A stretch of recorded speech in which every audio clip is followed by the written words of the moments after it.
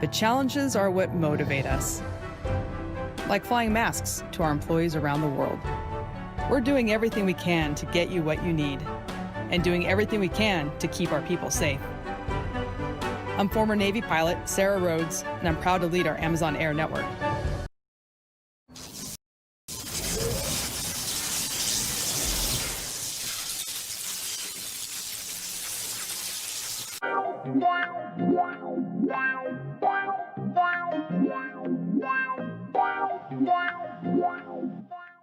Welcome to MyBookie. You're ready to create an account and start making money, and we're here to help. And remember, you can get a bonus of up to $1,000 on your first deposit. Now you're ready to bet. Just go to mybookie.ag, visit the sportsbook, click on your bet, and input the amount you want to risk or win in the bet slip. Yes, it's that easy.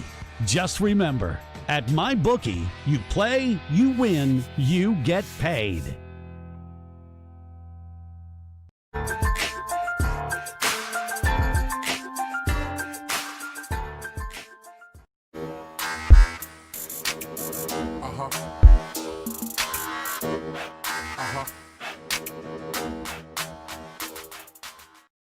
At Amazon, we're pretty good at getting things done. We're pretty good at solving problems. COVID-19 is the biggest challenge we've had to face. The challenges are what motivate us. Like flying masks to our employees around the world. We're doing everything we can to get you what you need, and doing everything we can to keep our people safe. I'm former Navy pilot Sarah Rhodes, and I'm proud to lead our Amazon Air network.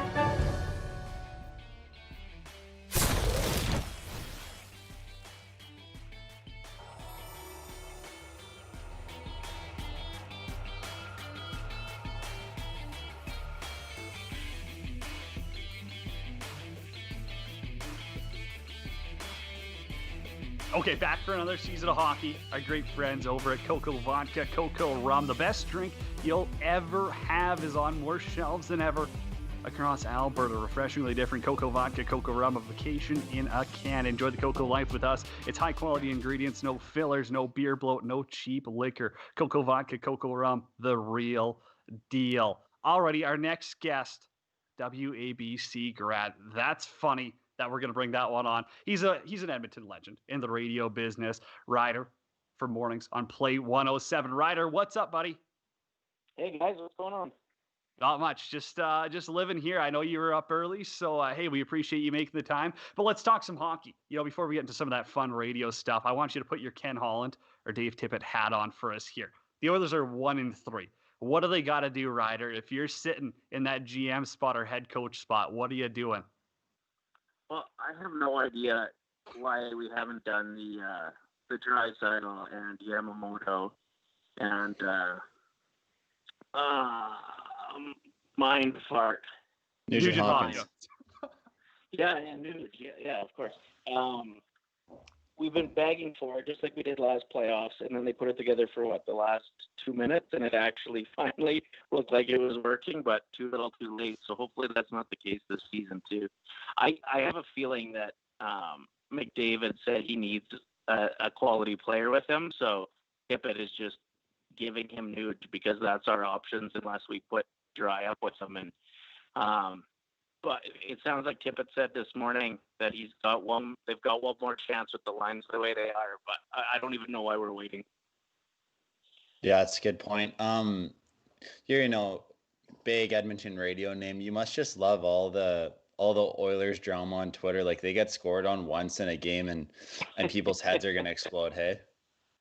Yeah. I mean, I guess usually our fan base is a little rough, but this year even more so.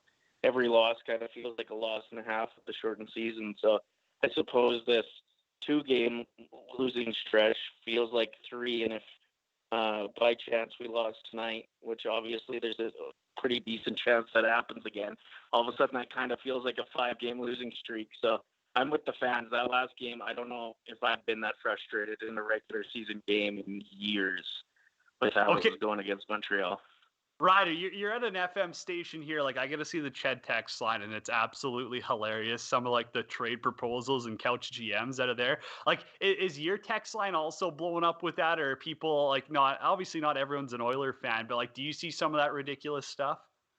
Yeah, I mean, I love sports. It's probably one of my biggest passions, but we keep it away from the show for the most part, unless we can find like a interesting angle in it. So we have like unnecessary swearing is one of the segments where I put in swear words, like fake swear words, and then bleep them into player speeches or coaches' speeches. Sometimes we'll do politicians and stuff in as well. I'm doing one with Biden's speech tomorrow. But that way we'll talk sports, or if it's big opening night, we'll get in a conversation about the Oilers and stuff. But for the most part, our content doesn't drive towards that. So I think the content we get on the text line and phones is also more so what we're talking about, which isn't sports heavy.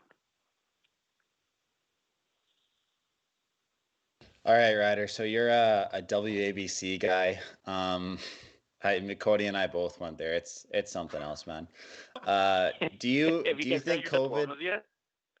No, I didn't, man. I didn't get mine. I left early, but I didn't get mine. Also, I'm 99% sure COVID could have started there. There's a chance. Yeah, for sure. No, I don't think anybody's gotten their diplomas from there. So it's not that you didn't graduate, but Don just said he's going to send them out, and then never does. I was in Dauphin, and he asked me to drive like 5.5 hours home to go to his freaking grad banquet, which is him playing those little cassette tapes at like the Holiday Inn. So I didn't go. I didn't get my diploma. I'm like, this is like probably your Don Scott story too. So I'm in Dauphin, and I'm like, you know what, like it's not worth it. Like you're making less than minimum wage, whatever. Like nice people there, but just couldn't do it. And he's like, he calls the station manager. He's like, yeah, like, you know, he's a younger kid. You got to coddle him a bit. And the station manager goes to me. He's like, what the hell is this guy's deal? Like, why is he like trying to baby you? Like you don't want to be here. It's fine. No, yeah, he told me that I wouldn't get through my unpaid internship without getting fired. That's where he put me in his hopes for my broadcasting career.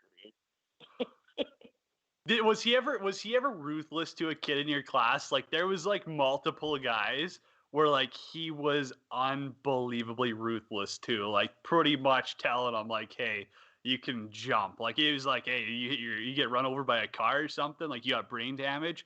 Like there, and that's tip of the iceberg. He was pretty gutless to some people. Did he ever say anything funny in your class? Oh, for sure. And most of it was directed towards me. I mean, I didn't grow up listening to the radio all that much, so I went into the program. I was actually looking at getting into TV sports, and then they had some equipment issues that were like getting shipped there, and the cameras broke. So they just canceled the TV program that year. So I was like, I guess I'm in radio. And then, I mean, it worked out great because I get to wear sweatpants and hockey jerseys and actually just be myself. Whereas I think on TV quite often you're just really good at reading. Not to say they don't have talent, TV broadcasters and their writing skills and all that, but radio just seemed like a better fit for me anyway. But yeah, it was because I didn't know radio that much, so I went in and I was doing very strange things around there that weren't, normal. And so he had a real issue with what I was bringing to the table, which, listening back to some of my audition tapes and stuff, like, they were bad. I was not good. Yeah, there's nothing worse than sitting in the class and there's 16 kids and he's going through every single person's tape with like a fine-tooth comb and like the rising inflection, and it's just like, Can we move on? Like this doesn't have to be a 9 to 5 class. But what's your best prank on the radio? Like you've been in it for a long time, we've been fans since your Wired 96.3 days. I still miss Wired or Fired, by the way. What's your best prank story? Well, I think one that fits this podcast pretty good was when the World Juniors were in Saskatoon in 2009, 2010, somewhere in there. I was prank phone calling Americans was kind of the plan throughout the World Juniors. And then for the New Year's Eve game, if I'm not mistaken, I found out what hotel the Americans were staying at and managed to get patched through to the goalie's room. And my co-host Brandy pretended like she had met him and got his number and wondered why he hadn't called. And this was all at about 5:30 or 6 in the morning. And it was the day of game day. So like it was a pretty ruthless move on our part to wake this poor kid up and confuse the hell out of him first thing in the morning. But back when I was in Campbell? Yeah, I think it was Campbell. When I was in Bonnyville, we pulled some wild pranks too. We were big fans of the Pontiacs. And the one that I think you guys will like was we were down in the series to the Fort Mac Oil Barons 3-1. So we did this whole thing about like it's wake up time. Like we needed the Pontiacs to wake up. So I went around and got all of the like little mom and pop shops in Bonnyville and Cold Lake at St. Paul to donate their wind up alarm clocks. And then I stickered them with the GOAT logo and handed them out at the game to Pontiac fans. So they're like, when the boys came out on the ice, everybody cranked up their alarm clocks, and it like shook the roof off the RJ Lalonde Arena in Bonnyville. And every time we scored, it was just insane in there because it already had the small town playoff atmosphere. But you added those alarm clocks in there, it was pretty wild. The Fort Mac players hated me. I would sit behind the bench and just chirp all game. I had a few guys swing sticks at me. Coaches threatened to hurt me, wanting to meet me in the parking lot to fight, and I was just laughing my way out of there every night. Oh, guaranteed. If Gord was coaching Fort Mac at the time, he would have been absolutely living.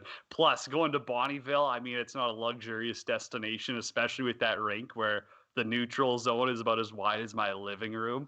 That's a barn and a half for the AJ. But Ryder, man, we appreciate you taking the time. We appreciate you hopping on. I mean, hey, we're huge fans of what you do. You and Lisa are great on Play 107. Easily the best mornings FM in Edmonton. Thanks again, buddy. Appreciate it. Hey, thanks for the kind words. Appreciate what you guys do. Hey, we'll give you a diploma for coming on. Yeah, checks in the mail. All right. Cheers, boys. Ryder right there. Play 107 mornings with Lisa. Go follow him on Twitter as well. Ryder FM. All social medias, really. I mean, he's hilarious. He's one of the best out there too. And I easily one of the best follows out in Yag. Adam, I know you were a big Wired guy. I've got no clue what that is. Like, I mean, I didn't grow up like listening to the radio as much, but like, was he pretty massive in Stoon or what? Yeah, like amongst my age group, he was, just because, like, as he said, kind of the pranks and stuff like that, and they're a big deal, and they play like kind of the hot music, I guess, at the time, and like, no offense to, and I'm sure Ryder would know this, the station, he said he didn't listen to the radio. I don't think me and you are like tuning into the radio that often. Like, you can kind of see why it ended. Like, there's not really an appetite for that music or whatever, just because it's not the age group. But yeah, no, he was huge, and they do Wired or Fired, and they do a bunch of random shit like prank calling. And my buddy just said when the Blades were playing Brandon, he'd prank call like Brandon's goalie and do a bunch of stuff like that. So it was hilarious, maybe a little outrageous, but he was awesome. No, I love it. Like the other day, I think it was on his social media, whatever, he posted that like calling into jobs you don't work at and quitting or whatever. Have you seen those? Yeah, I've seen stuff like that. They're hilarious. It's so funny. They call in and they're like, "Oh yeah, like I can't make it," and yeah, there's a bunch of YouTube stuff like that. He was the original Nelk. Yeah. I guess he's probably doing that before Nelk. I'm trying to think of because their OG days, they had some funny ones. We're gonna have to start prank calling coaches or something next time you're up in Edmonton. There you go. That's gonna be our content video. We're just gonna like randomly prank call coaches. Adam's looking for a tryout in the coast or something. That would be something else. That would be something. Okay, other hockey news here. We got a couple minutes. Tyler Kasch is going to join us. Huge thanks again to Ryder for hopping on the show. I still haven't seen this Peterson slash that everyone's talking about. He got fined $4,000 for it. Like, was it bad or what? Yeah, it was bad. What did he do? Like what? Like, did he baseball swing? He I don't know. They were in the corner just roughing up a puck, and Monahan kind of pushed him, and Pedersen just kind of swung his stick at his throat, basically. And I mean, Monahan got into it a bit with him, and on the broadcast they said that Pettersson was looking back, making sure he was okay. So it's not like it was egregious. I think his stick just caught him in the wrong spot. That's fair. I mean, but $4,000, as you said, for his slash, like, that doesn't matter. That's literally like, guys are like, it's not like they're like happy about it because they're like, that's a fun night at the Roxy, but also like they're not crushed. They're like, hey, I'm gonna go make 10 sheets on my next deal. Yeah, well, exactly. And we talked about the tracking pucks, how they didn't slide as well. Did you ever get those? I think they were like the McDonald pucks where they'd have the stickers on them of players. And I remember I used to have those, and I'd take them out of the outdoor rink and they just stunk because they couldn't slide at all. That's what I compare the tracking pucks to. Yeah, I don't really remember those as much. Like, I'm trying to think of, like, they got those like street hockey pucks that have like the edges and stuff that are supposed to glide better, right? I'm not too sure that they even work at all. I've never been a roller hockey guy though, so I don't get it. But like Matthews and Tavares, I think were like the two to speak out actually and say like, hey, these things feel weird. Like, there's a noticeable difference. So I wonder what they actually feel like. But it's pretty funny. Speaking of speaking out there, Jacob Voracek, holy, drops the hammer on that kid in Philly. Like, hey, that's what you get for being a scumbag journalist. He 100% deserved that. I love what Voracek did. I got a whole new respect for the guy now. Hey, if you have the stones to call out someone for being a scumbag like that, I'm on your side. Because, there's no need for a journalist to actually do that. I mean, it's kind of like the Tiger documentary. You want to be the National Enquirer and just cover scummy news, go for it. But don't expect respect. Don't expect someone to give you a normal answer. Yeah, and I mean, I guess in a non-COVID world, they would have been able to hash this out maybe behind closed doors. But this guy's had some pretty. Yeah, I know. Well, this guy's had some pretty outrageous takes. Like, he said the Flyers should trade Jacob Voracek for Kate Smith, who's been dead since for 30 years, and she's like the God Bless America girl they put on the screen there. But yeah, that's pretty outrageous to compare him to a dead lady. And then just, what he was writing, I mean, it wasn't fair, but I don't know why the league's fining him though. Like, sure, you can't say that, but everybody's like, oh, hockey interviews suck, get pucks in deep, play our game, this and that. And sure enough, this guy, Voracek, goes over the top, and I mean, he gets fined. So the league, once again, they can't draw the line on what they want. I don't know if they officially fined him or if they just gave him a slap on the wrist. Like, I really wouldn't be surprised if that was the case. But at the end of the day, why not? I mean, I not like I'm going to encourage more players to, because I mean, it's just going to give us more content. But like, hey, I don't care. Be a dick to writers. If a writer's going to be a dink, who cares? If I was saying, if we're talking ruthless about the Edmonton Oilers right now, I would hope if it's unfair, someone says, hey, Cody, you're being an asshole. Why not? That's totally fair. I can take it. But I mean, for that guy to go and squirrel about it and be a weasel, yeah, screw him. That's my opinion there. Alrighty, quick commercial break here. We're gonna come back. Tyler Kasch, singer, also host Fourth Line Goon as well. Great podcast there. Tyler Kasch is going to be joining us. It's Cody Jansen and Adam Ermintrout. We'll talk Airport Live, coming to you at 12 Ounce Sports, Zingo TV, channel 761.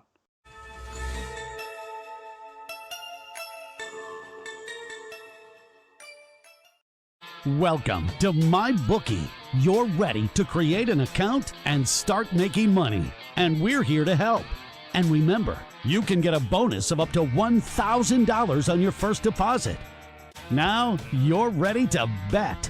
Just go to mybookie.ag, visit the sportsbook, click on your bet, and put one flip. Yes, it's that easy. Just remember, at MyBookie, you play, you win, you get paid.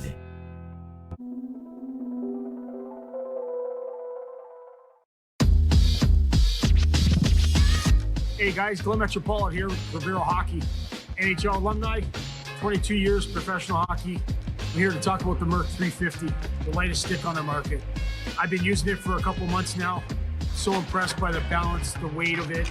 The blade is very stiff, great feel, low kick point on the shaft. consistency is amazing. Comparing it to all my other sticks that I used in my pro career, this would be one that I'd be very confident with going into a game. Give it a shot if you get a chance. Take care.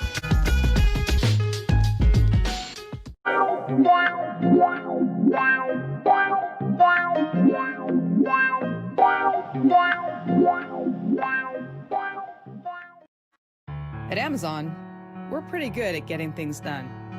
We're pretty good at solving problems. COVID-19 is the biggest challenge we've had to face. But challenges are what motivate us. Like flying masks to our employees around the world, to get you what you need, and doing everything we can to keep our people safe.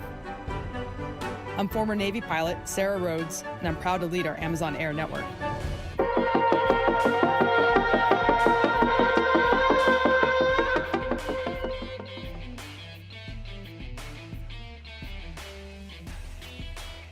Tyler Kasch brought to you by Vermeero Hockey, most innovative hockey company in the game. Andy Sutton and his team changing the game for their sticks and other gear. Use promo code JANZ, JANZ, all caps at checkout. Save yourself some money or send us a message if you want to get some fully custom jerseys today. Vermeero Hockey. Now let's snap it over. Tyler Kasch, host of the Fourth Line Goon. Kasch, buddy, what's going on? Actually, I got to clarify here first. Are you a Blues fan or a Vegas fan? You know, it's funny how many interviews I have to do where that's the first question that's asked. You know, I'm a hockey fan first and foremost, so that's where my loyalty lies with the sport in general. But I mean, I guess the short answer is the fact that, you know, I did grow up a Blues fan. Long story short, I'm more in on the Knights these days. So yeah, they're my number one team these days, is the Vegas Golden Knights. So whoever's winning, we'll go with that, dude. We're 1 week into the season, though. What's your thoughts on the season so far? Like, it's kind of weird, but also I think it's been a pretty damn good start compared to other years. Yeah, absolutely. I mean, it's hard to tell with the way these divisions are lined up. You know, like you're going to have hot and cold teams each and every night, but I mean, we're going to see these teams face each other like 8 times apiece. So. Still plenty of hockey left. I mean, it's really anybody's game, honestly.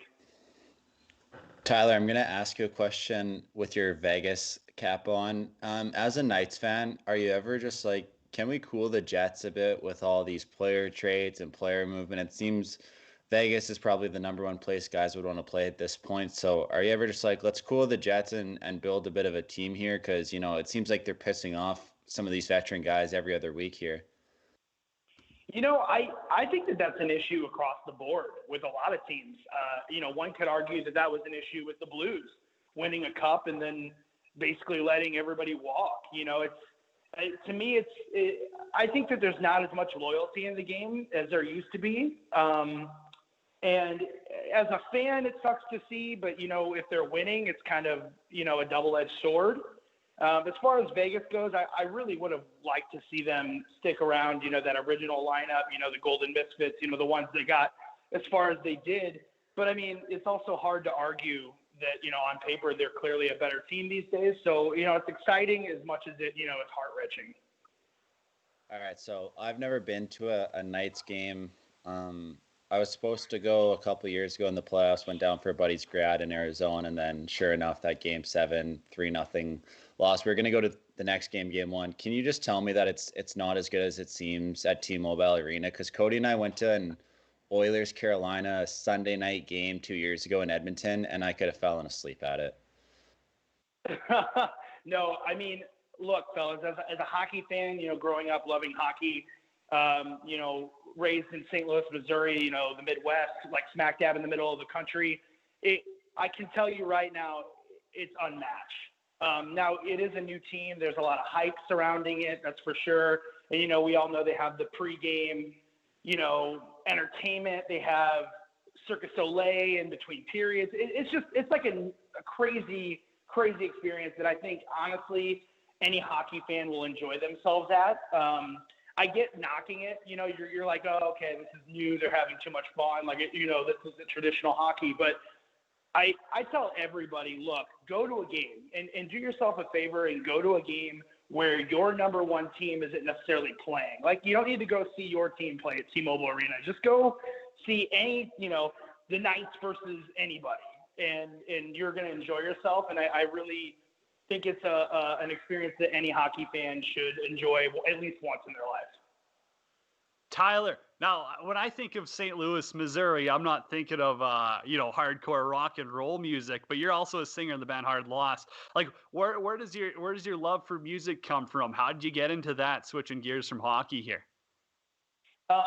Man, I grew up playing hockey and I grew up playing music, and I remember distinctly around like 12 years old, I grew up, middle class to poor, not really inclined to, afford both hobbies. And I remember talking to my mom at, an early age, and she was like, hey, you got this hockey thing going? And at the time I actually played goal.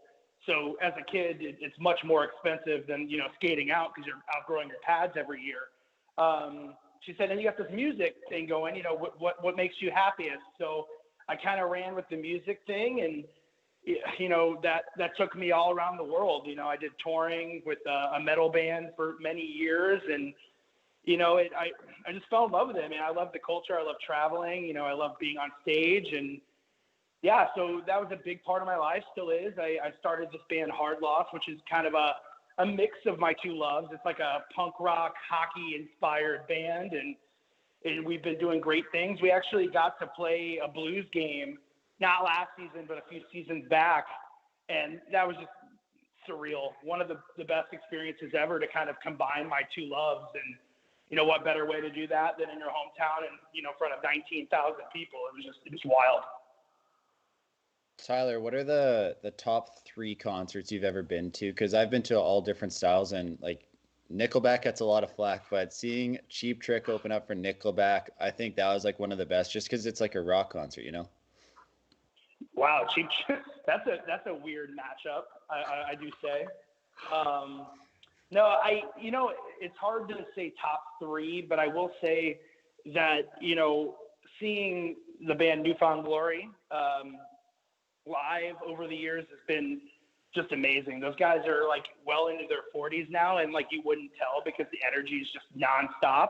They have so many records, and I mean, it's just always fun. I actually was lucky enough to catch them during this pandemic. They did a drive-in theater situation in Chicago. So like you would go and sit in your car and watch them on a stage, and it wasn't as weird as it sounds, and it was kind of refreshing to see live music, amidst all this. I sure miss concerts. So, live music in general, I'm a big fan, and no matter how big or small, it's always a good time. Is there a concert or like an artist that you want to see that you haven't, or like, do you have like a favorite who you haven't seen? I've never seen the Foo Fighters ever. So, and they're a band that you don't realize they have as many hits as they do, I guess. I mean, they've been around forever, but you just forget the songs that they've put out over the years. And, Dave Grohl is basically a rock god at this point with his status quo. So, yeah, I mean, I would love to see Foo Fighters. I think that would be great. I got to see one regret. Obviously, it's not even really possible these days. I got to see Pantera when I was super young, but like I was like too young to really enjoy it. So it always kind of sucked to not really see, Pantera with, Vinny and Dimebag and all that. But so that would be like on my bucket list that's not obtainable. But yeah, I mean, I'd love to see Foo Fighters. That's for sure. Man, appreciate you coming on the show. Adam, do you got any last ones for him? I want to know his favorite album of all time. Yeah, that's a good one. That's a good one. Oh man. See, that's weird. That's a good question because I feel like the best album of all time may not always be from your favorite artist. I don't know how you fellas feel with that, but I love New Found Glory. I'd agree, yeah. I love Blink-182. Like I love those bands, but like I don't know that one of those particular albums spoke to me. I guess I have 2 answers to this. The main one is We Don't Need to Whisper by the band Angels and Airwaves, which is Tom DeLonge's side project from Blink-182. That was the first record he put out like on his own with the Angels and Airwaves project.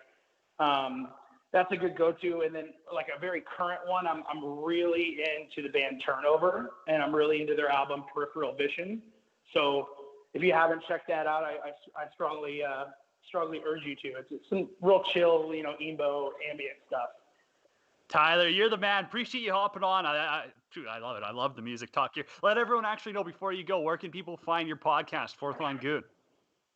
Yeah, we're fourthlinegoon.com. You can check us out on Apple Podcasts, Spotify, wherever you check out The Ordeal. And it's the same setup with my band Hard Loss. You can go to hardloss.com, check us out on Spotify, Twitter, all that great stuff. I'm pretty much everywhere. Buddy, you're the man. Appreciate you taking the time today. Thank you so much. I appreciate you, fellas. Cheers. Tyler Kasch right there, host of Fourth Line Goon, singer in Hard Loss. Adam, okay, I got one more music question for you, actually, because I would say that my favorite concerts were both rap genre, where I thought Ice Cube was unreal and I thought Macklemore was unreal. But I don't know. I'm not a big concert guy. I can't go to too many concerts. Like the last one I've been to in an arena was Imagine Dragons, and my head hurt for 3 days after. How do people do it in that loud music? I enjoy music, but dude, concerts kill me. It's the lights.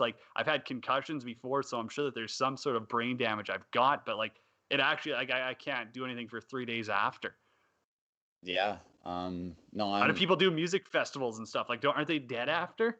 Oh man, last year or whatever, 2 years ago, I went to Craven and I had severely inflamed calves or something like that. Just because you're walking so much, and I blew through a pair of Converse shoes and whatever. But no, I agree with you on the rap. I think the best concert I've ever been to, I've seen Nickelback too many times that they get thrown aside, but Kanye West, I went to him in Edmonton, and the show is just so Kanye West, where nobody opened up. You didn't know when it was starting. It just randomly basically a gun went off, and he was just on.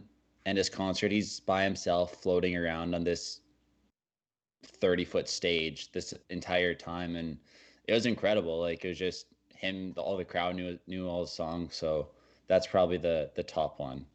It would be pretty sick. Actually, one guy I want to go see is Chance the Rapper. That's one guy I feel like he'd put on a pretty legit show.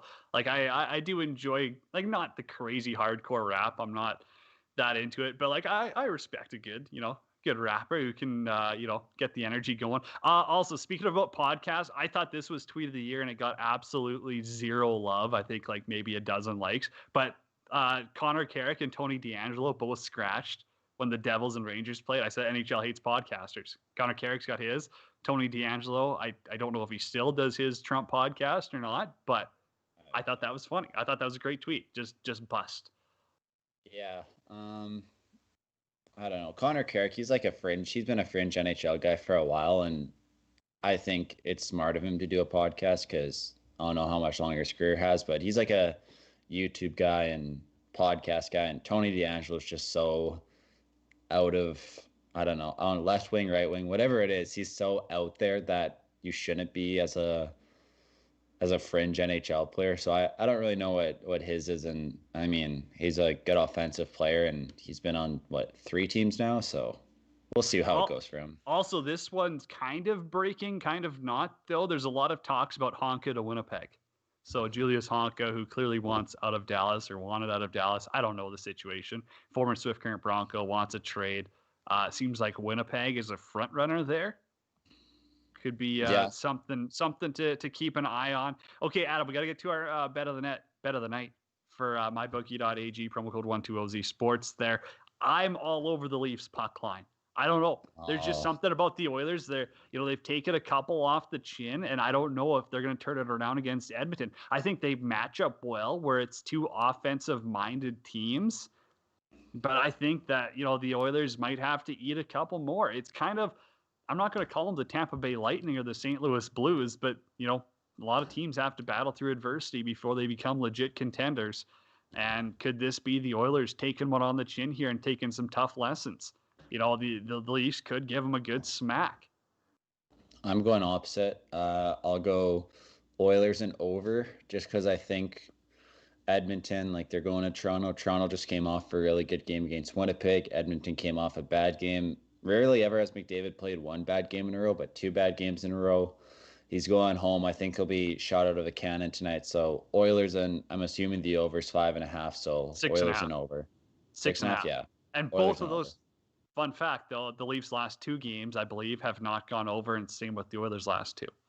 Yeah, so they're both due for breakouts. That's bold. That's bold right there. All right, who else plays tonight? Who knows, man? It just seems like every night, like it's like a baseball schedule where you're like, you're supposed to be the Washington stats guy here. You got to know this stuff. Montreal's in Vancouver late tonight. Who you got for that? I think Montreal's just played so well, Yeah, and Montreal's gonna smoke them. Montreal and under. Minnesota, Anaheim.